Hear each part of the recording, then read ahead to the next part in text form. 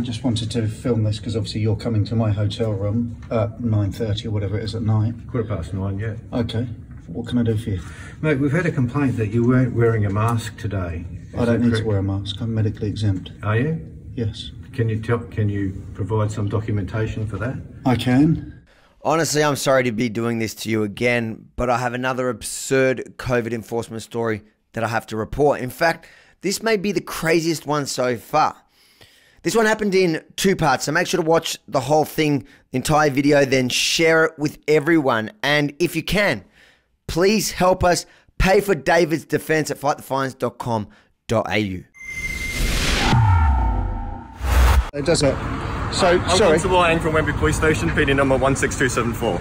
All right, so as per our discussion earlier, you currently weren't running around without a mask, all right? And my colleague and you have been having a chat for the last 5 minutes, all right? And you decided to us that you believe that you've got a medical exemption, and the information you've been provided with your doctors is that you're fine. Yep. As my partner has been explaining to you, we're unable to access your records from the car here, okay? So at the moment, because we suspect that you're committing an offence and understand that you cited that you might have an exemption for it, I'm unable to verify it. All right, so I still have reasonable suspicion that you have committed an offence.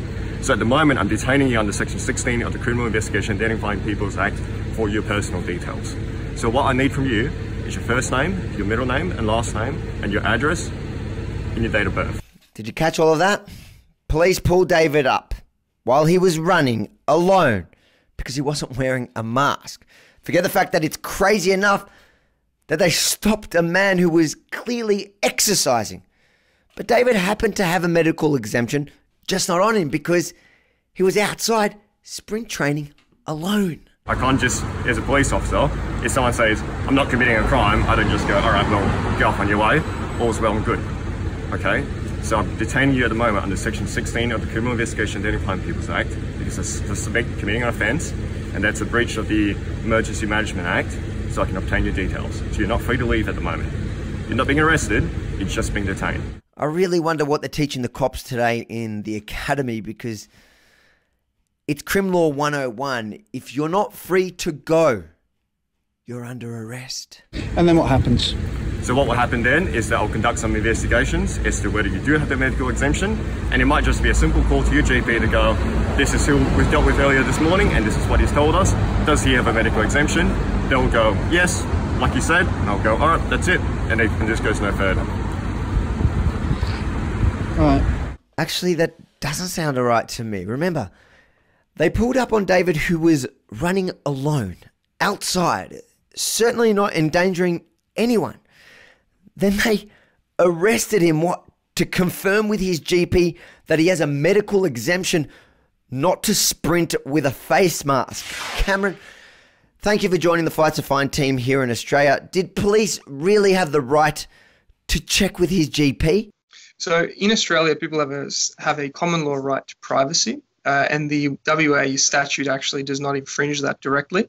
So on that basis, the police officer shouldn't have any power to actually ask for GP records or go and ask his GP directly for his records. That would require some kind of order from the court to actually produce that. If I've not committed an offence, then why do I need to give you my details? Committed an offence, and because of that suspicion, I'm detaining you under Section 16 of the Criminal Investigation and Identifying Peoples Act. Investigate if you have committed an offence. Right. And sorry, could I just get your details as well, please? Yes, Senior Constable Hibben, 13809. What details just there? Thank you. So at that point, you stopped filming the interaction and it seemed like you were cooperating even though you had done nothing wrong. So what went so wrong from there? Look, just to be clear, I was cooperating all the way through. I was extremely polite, and I was not doing anything that would antagonise them. So I'd said to the police, at no point am I not giving you the information. I just want to clarify my legal position. And one of the police officers had said to me, yes, that's fine. I said, look, do you mind if I call a lawyer just to understand? Because I haven't committed a crime. So my understanding is because I haven't committed a crime, I don't need to give you my personal details. Therefore, I'd rather withhold that and protect my rights.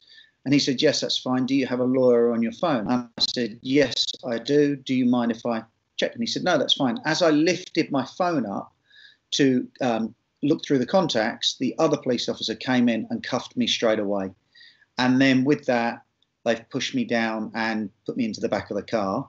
And said, we're arresting you for not giving your information. After I was held for around 6 hours, I was then charged with not only failing to give my details, but there was also the additional charge added to it of not wearing a mask. And if you think that's not outrageous enough, watch what happened next when police showed up to his hotel room a few days later. You've come to my hotel room at 9:30 at night. There you go. I don't even know who you are. Yeah, I did introduce You've tried myself. to touch my things and grab at my phone. This is pure intimidation, and I don't appreciate it at all. I've shown you very clearly that I've got a medical certificate. I'm here in my underwear. You've banged on my hotel room door, okay, and this is very intimidating. Oh, I'm sorry you feel intimidated. Well, why wouldn't you? No, I wouldn't, because it's a simple matter. We ask you some simple questions. If And I've there's a simple responded answer, to every single one of those. Have I not? It's a simple job. Have I not responded to Yes, your you have, questions? but have I given you the answers? You're the one who's getting upset. We're not getting Because upset. you've come to my hotel don't room grit your teeth and at done me. that. Okay, Right? there's no The need reason to I've grit your got, teeth at me. Look, you've got what you need. Yep. I've given you my medical Yep. certificate. And providing Is there that's anything bona else? fide, that will be sufficient. Now, if you won't hear from us, providing that's adequate. Now, we have to be able to establish that that's an adequate document and not something made up online and not something that's been made up by yourself or others or who. So I don't are know you who. accusing me of fraud then? I'm Is that not what you're accusing suggesting? you of anything. All I am is a police officer making some inquiries on behalf of the state of Western I have Australia to shown you. ensure it's all right.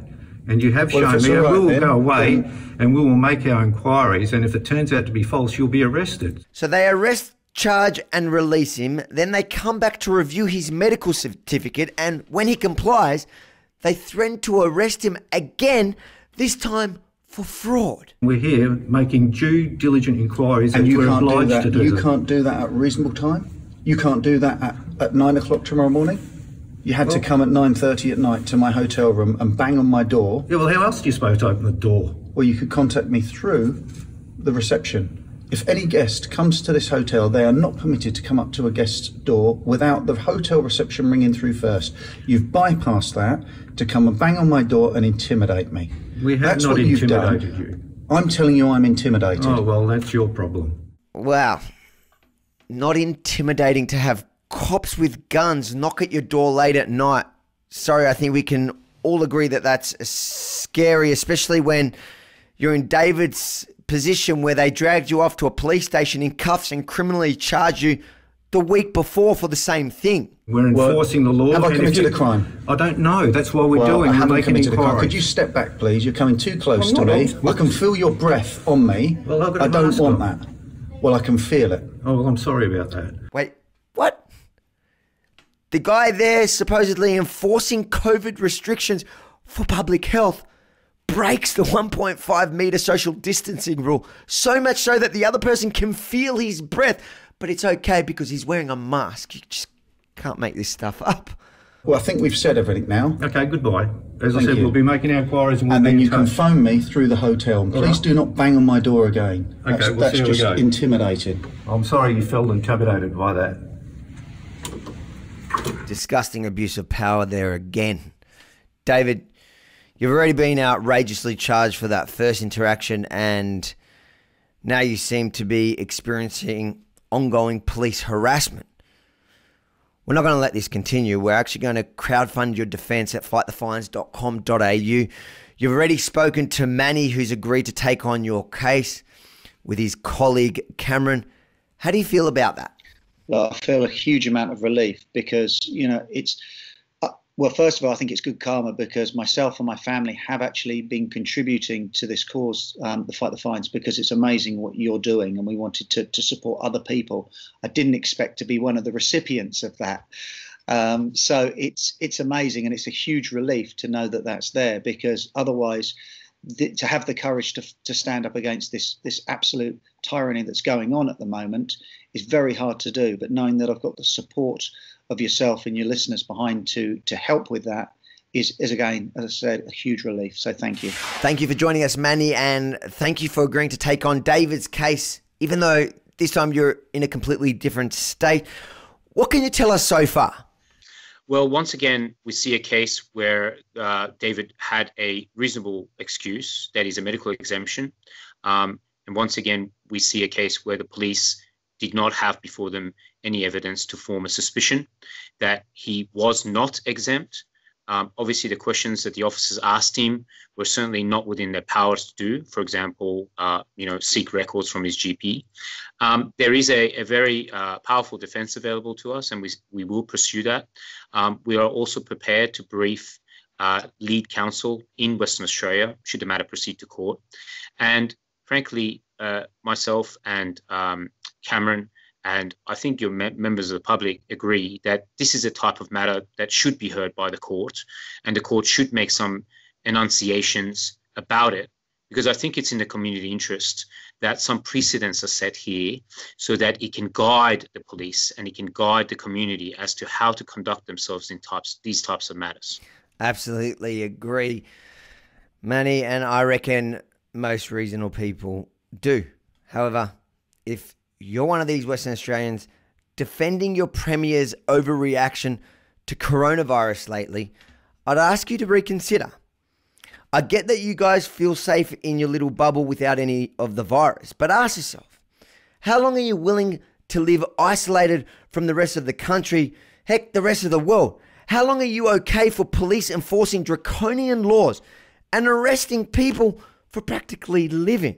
How many lockdowns are you willing to absorb as we learn to live with this new normal? Because I promise you now, if you don't stand up for the Davids of your community today, don't expect anyone to stand for you when you've had enough. Victorians learnt the hard way. You don't want that. I urge you to join us now at fightthefines.com.au. If you love this idea to fight the fines down under as much as I do, make sure to hit the like button below and share the video far and wide, because you never know who on your friends or family list can benefit from this campaign or able to help us help others. Again, fightthefines.com.au, because we can beat them together.